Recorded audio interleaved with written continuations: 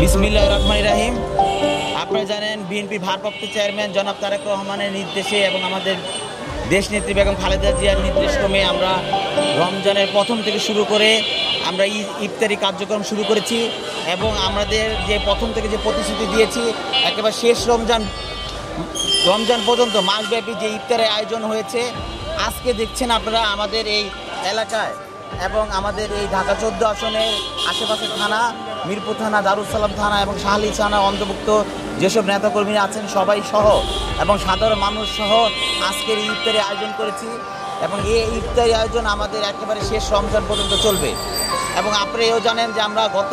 16 বছর নিপীড়ন নির্যাতন সহ্য করে এবং মামলা হামলা যথাযথ এলাকা অবস্থান করতে পারিনি, পরিবার পরিজনদেরকে নিয়ে ইফতারি করতে পারিনি এবং আমরা এবারই প্রথম স্বৈরাচারী সরকারের পতনের পর এবার প্রথম আমরা আমাদের পরিবারদের নিয়ে